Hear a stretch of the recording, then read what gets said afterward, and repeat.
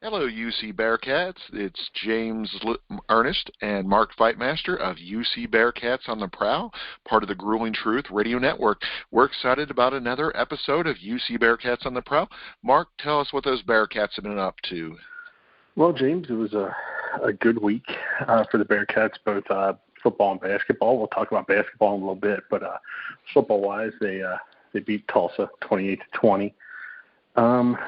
I say we had good news because they won, but it was kind of a less than inspiring performance again, James. That's a little bit concerning, but we can talk about that in a minute. The big story is they did move up one in the college football playoff rankings. They're now number 5 behind Georgia, Alabama, Oregon, and Ohio State, and then we got UC right there. So highest ranking ever for the team in the college football playoffs, and that's awesome. Definitely. But the important question is, was it enough? Yeah, James, the good news is Michigan State lost, so that's why UC moved up. Everybody just moved up one. Michigan State dropped down. There's something, this team's playing tight. I don't know if you can tell that or not. Definitely, The run defense is not where it needs to be. I mean, quite honestly, UC was a bonehead decision by Tulsa's quarterback away from being, a 28-26 game. Tulsa's quarterback decided for some reason to slide, and he started to slide at the half-yard line. Now it's good that they were able to stop them, but, it took the boneheaded slide. It took a fumble into the end zone. A couple things broke UC's way. It's just, man, they really need to step it up. They do. Because they're not winning any style points. Exactly, and that's one of those things we talked about that they actually need to start doing. It's great that they're still winning. We're not complaining about that, but it's how you win that really matters at this point. Yeah, you can't show a chink in your armor, and they have been. What was a solid run defense has now kind of disappeared. And teams are starting to just go old school and run it down their throat. But, you're right. Hold serve and win, as we have said last week, and we have said quite often, they need help. Yes, their best win is against Notre Dame, who is ranked like 10th or 9th, somewhere in there. Yep. And that's great. But, losing or beating Tulsa 28-20 in a less than inspiring performance does nothing for you. Tulsa was 2-5. We don't have any games remaining on our schedule that are resume builders, and to be quite honest, Oregon doesn't either. And I think that's where we need to hope for that's where our best opportunity is, for a fall. Ohio State has 3 games left against top 20 opponents. This week's game against Purdue, which people all thought was going to be a throwaway game, Purdue's now 19th in the country and has beat the number 3 team twice, Michigan and then Michigan State. So UC needs to start taking care of business and hoping that another team does something to help them. Exactly. Now, you mentioned the defense. A big part of that, I really feel, is it goes back to the Navy game. I feel that basically people saw what Navy did, and they said, we can do that. Yeah, exactly. And Navy, as we talked the week of the Navy game, they had inferior athletes, so they had to go with a superior, discipline. They had to be disciplined in what they did, and they ran it down our throats. And since then, Tulane did the same, Tulsa did the same. You sure as heck can bet that the other teams are going to try and follow that script. Maybe not to a T, because SMU isn't necessarily a running team, but they're going to do their best to follow that. And it has been tough for UC. They jumped out to a 7-0 lead early, and I'm like, yep, here we go. This is the boat race that we're going to need. And then, boom, it just all went to hell. Heck, they were up 14-0. Yeah. Yeah, I'm sorry. I said 7, but it was 14-0, and then Tulsa just got right back in it. And not showing that killer instinct. And what I'm afraid of, James, is that, and I know Desmond Ritter declined doing an interview last week on the College Football Playoff Show because it wasn't their goal. That's great. This team is playing tight. They're playing so tight. And and I know when you play tight and when you coach tight and when you just, the entire mood is just tight, things go wrong. And it's just little things, James. A missed tackle here, a blown coverage there, offsides here, a holding there, a bad play call here. It's tough. And UC is at the point right now where they can't do that. They need to play a perfect game to get through and start smoking people again.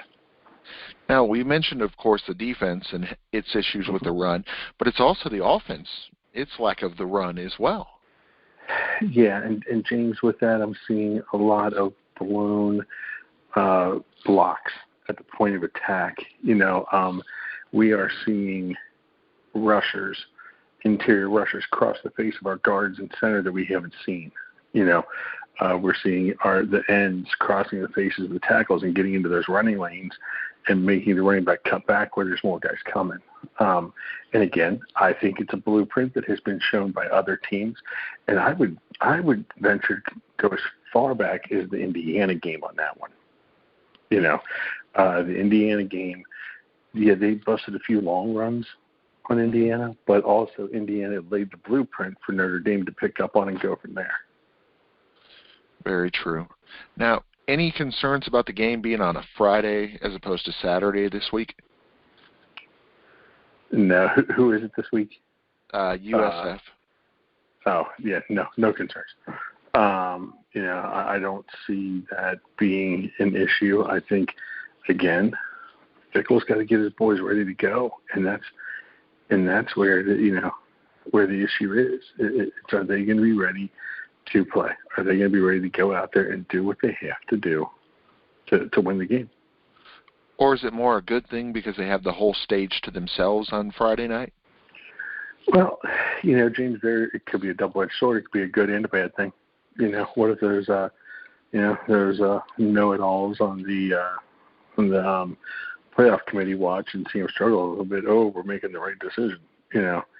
But I think if they do a good job, I think if they go and blow them out and play the way that we know they should, then I think it's a good thing. Definitely. It's just weird how, different the AP and, of course, the college playoff system is. I mean, heck, on the FBS, you got the AP, you got UC, of course, number 2, and Oklahoma number 4, and it really is kind of baffling how the lack of respect that they get in the playoffs.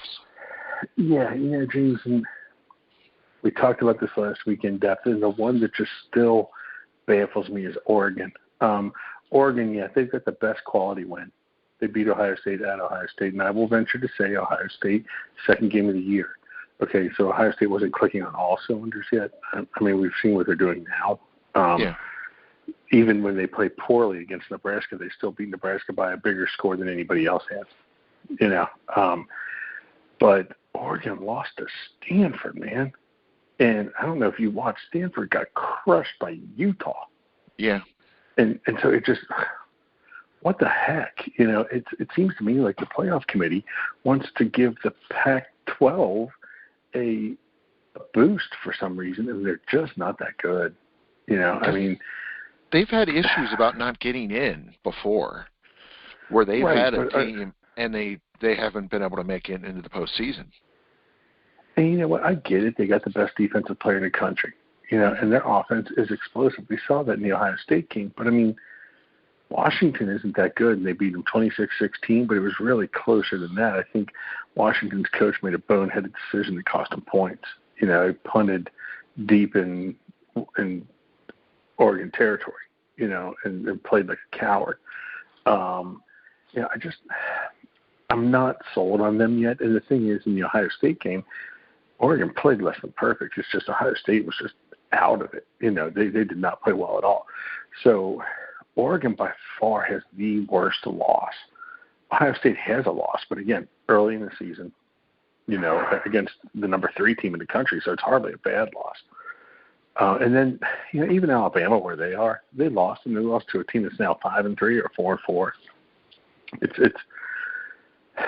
It is mind-boggling the disrespect that UC has gotten. But then, James, again, we go back to this, and we talked about this last year, and we talked about it the year before. I'm sure it goes back to that schedule, and hopefully in the next couple of years, that's going to be taken care of. With moving into the Big 12. So it's just. We're seeing the bad side of the college football playoff right now as UC fans looking in. Another one where they kind of got it flip-flopped, which I think is interesting, is the AP has Michigan State 8 and Michigan 9, and which I kind of agree with because Michigan State beat Michigan. But then again, they just recently had a bad loss. But in a heads up, I would think if you're the team that beat the other team, if you're both 8-1, you should win the tiebreaker. Right, and so that's what they do with Oregon, even though Oregon has just a horrible loss. And then Michigan State and Michigan, they flip it the other way. And to be quite honest, Michigan State's loss to Purdue isn't great, but it isn't that bad in retrospect because you look, and now Purdue's ranked 13th in the country, and when the AP or coaches poll, and they're 19th in the college playoff poll. So you're right, man. You know what our problem is, James? What? We're trying to apply logic to an absolutely illogical situation. Exactly.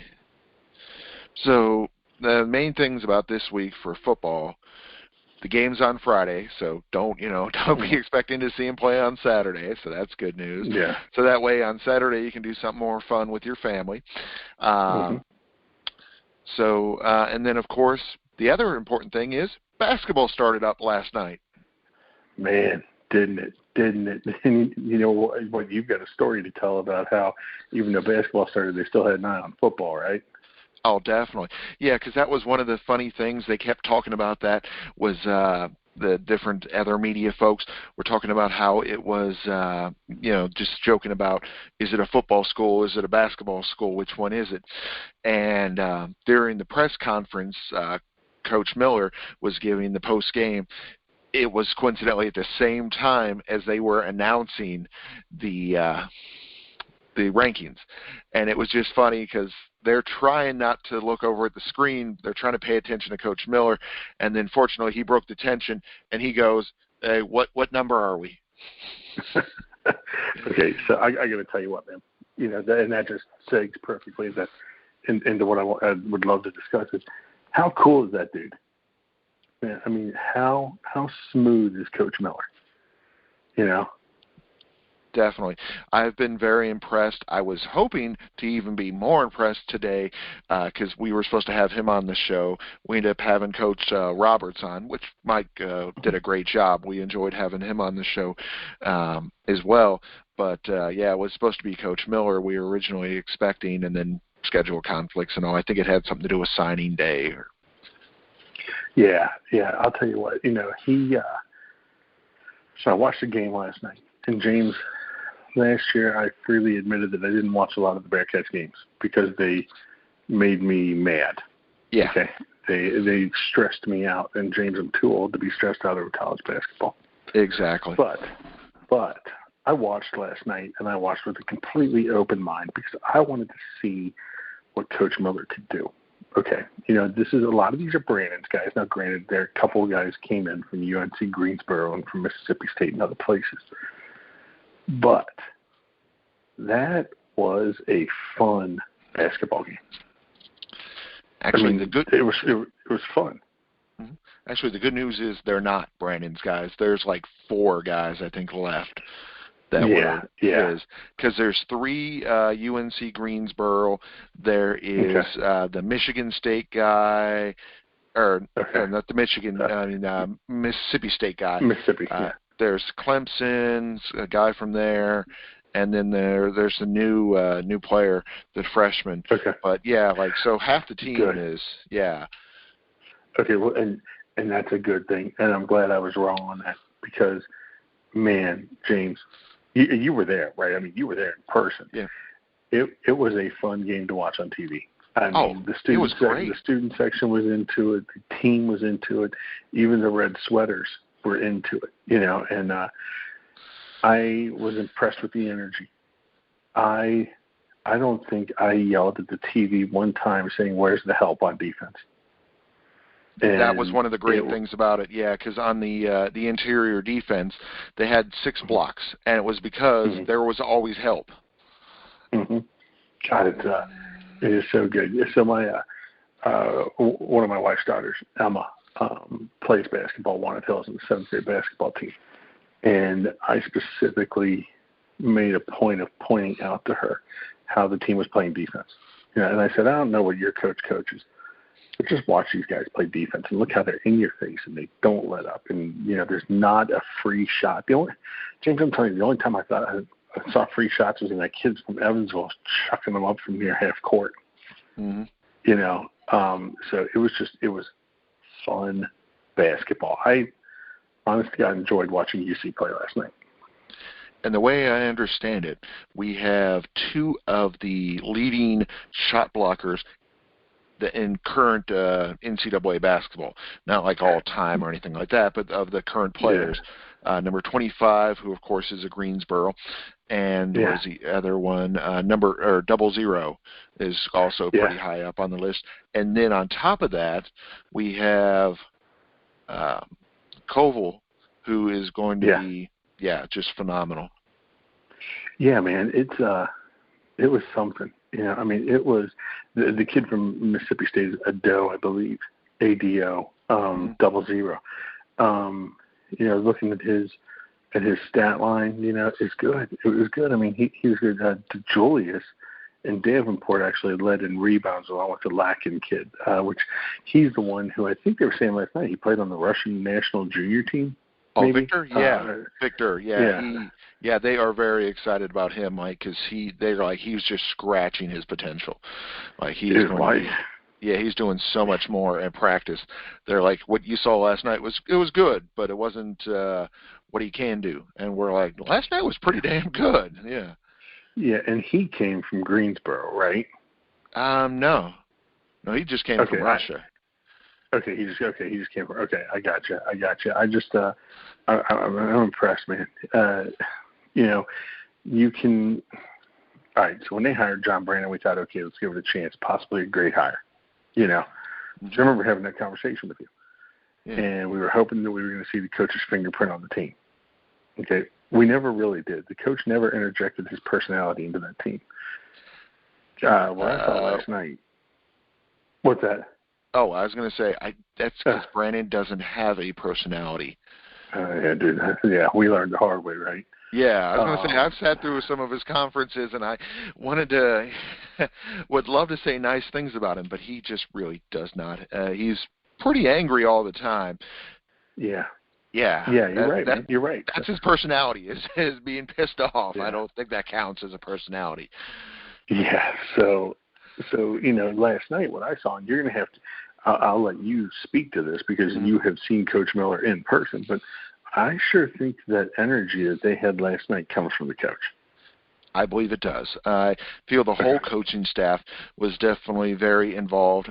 He basically is letting the assistant coaches have a lot of control over the rotations early on.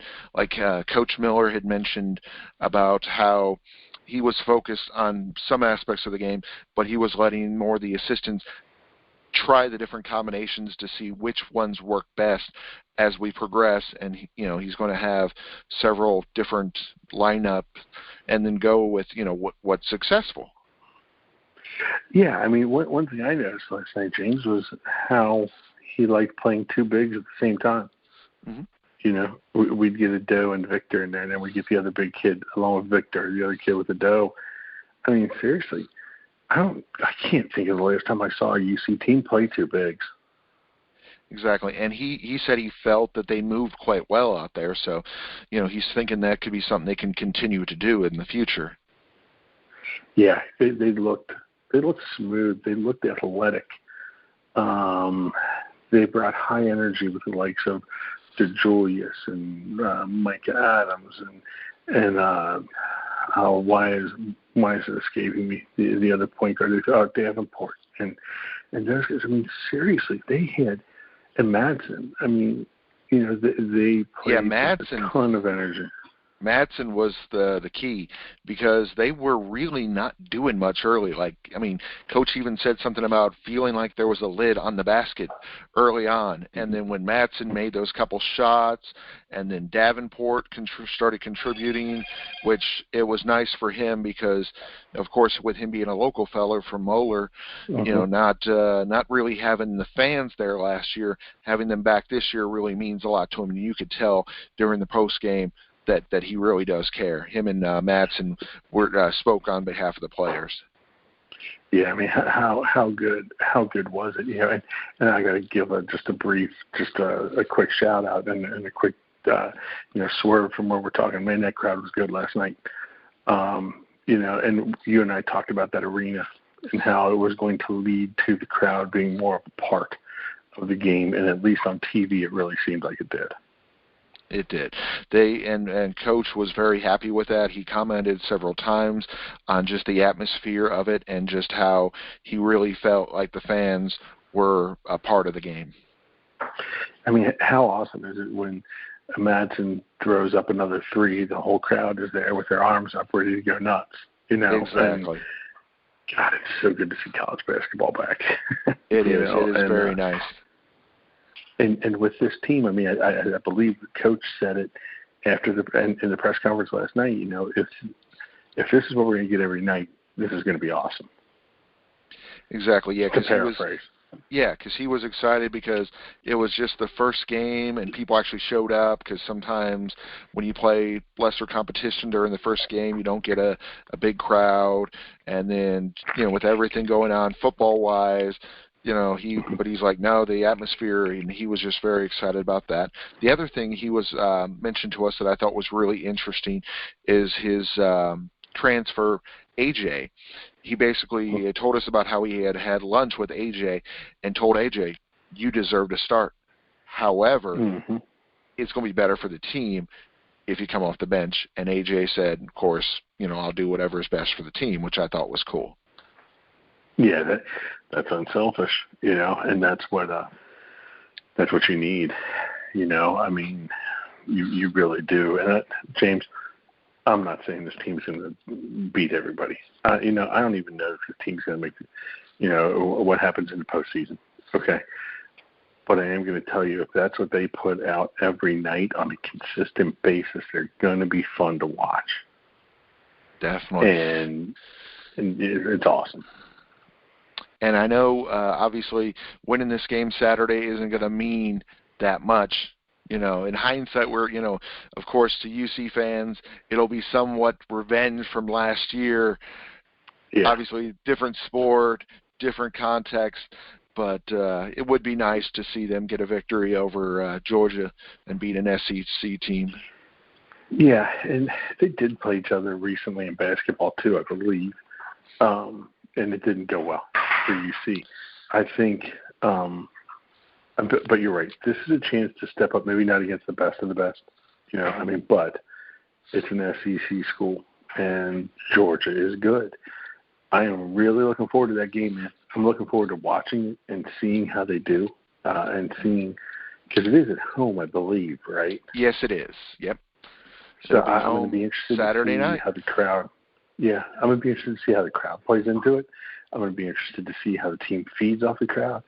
And then also, James, it's just, the University of Cincinnati Athletic Department program has a lot of momentum right now. And the basketball program is feeding into that. Even last night during the game, they were talking about how good the women's team was going to be. So, yeah, I mean, and just think about it, how great it is that the football game is going to be on Friday, because otherwise, how ridiculous how busy would Saturday be if you had the football game and then you had basketball on the same time? Yeah, it would be nuts. But it's just going to be fun, man. We need to enjoy it. I know I say that every week, but we need to enjoy the excitement. And let's let Coach Miller do what Coach Miller is going to do basketball-wise. Because you know what? There's going to be times when this team falters. They're young kids, playing a sport. But let's see what Coach Miller can do bringing them back. I think it's a great time to watch UC sports. Yeah, I believe it is. I agree with you 100%. Obviously, next week we're going to talk the results of the USF game in football, and then, of course, we'll have big win. We'll have the no worries. We'll have the results for you of the Georgia game in basketball and the Alabama A&M game, because got another Tuesday night game coming up. So we got a lot of great stuff going on campus. Like you said, the women's basketball as well has got some bright stuff. They got a great future ahead of them as well. So as always, it has been James Ernest and Mark Fightmaster, UC Bearcats on the Prowl, part of the Grueling Truth Radio Network.